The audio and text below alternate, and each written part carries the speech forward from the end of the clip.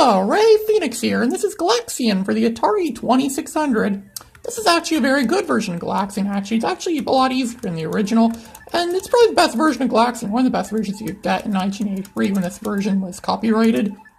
And the Atari 2600, it's one of the best games on the Atari 2600. Of course, it's made by Namco. As you all know, Namco made all the best games at the time.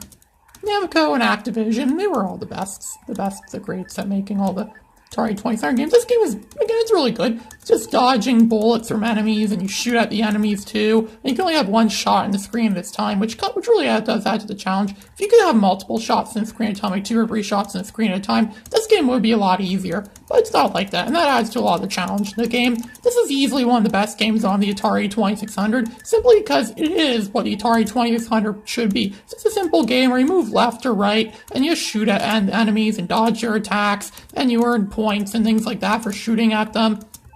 And see how long it lasts in the game and how good your score is. That's what an Atari 2600 game should be. This is a classic prime example right here of what any great Atari 2600 game would be. This is in 1983 too, and around 1983, that's when they started making games a bit more complicated, more complex, which was a bit too complex for the Atari 2600, and that's where the system started to really fail. Like in that Space Shuttle game I played a few months ago on the Atari 2600, that game really pushed the limits of what the Atari 2600 was capable of doing. It really did. It was really like, it looks like something that would be better handled by a computer or maybe even the NES system or something like that, but no, it's not. It was being played on Atari 2600. It's a little too much for the system was capable of doing, but this does not push its limits at all. This is exactly what the system should be, and the graph and everything in the game looks beautifully detailed as well for what Atari 2600 could do. So they don't look like simple squares and things like that, like in a lot of other games. There's a lot of other games where you just simply move squares around the screen and you fire rectangles at them. No, this game doesn't look like that. It actually does look like Galaxian. However, the ColecoVision version is significantly better because that looks more like the original and actually plays a lot more like the original too. But this version is still pretty good. I mean, the Atari 2600 was the best-selling system at the time.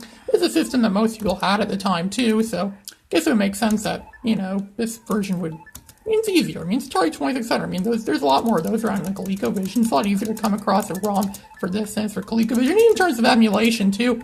ColecoVision emulators are a lot harder to come across. I've had a few crash on me already, and I got one earlier that worked at first, and they crashed. They seem to crash on me after a while. I wonder why it is. But not my Atari emulator. No, my Stella Atari 2600 emulator, it never fails me, it never crashes on me. The only problem with it though is it only works on 64-bit computers, which is not really, well, I mean, if you only use new computers, that's fine, but if you want to use old computers, use it on old computers, it's not, 64-bit's not so great.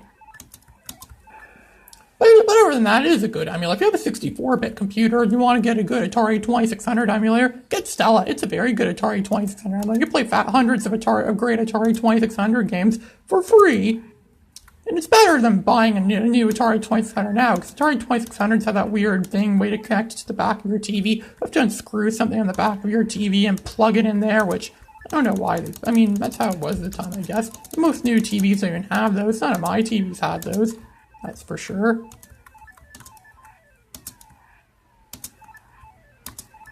A common tactic with this game is to make sure that you don't let the enemies lure you to sides of the screen. If you let the enemies lure you to sides of the screen, that's how they gang up on you and defeat you, and there's nowhere for you to move. It's best if you stay in the middle of the screen, like around the middle section of where you can move is, and that way you're less likely to get hit.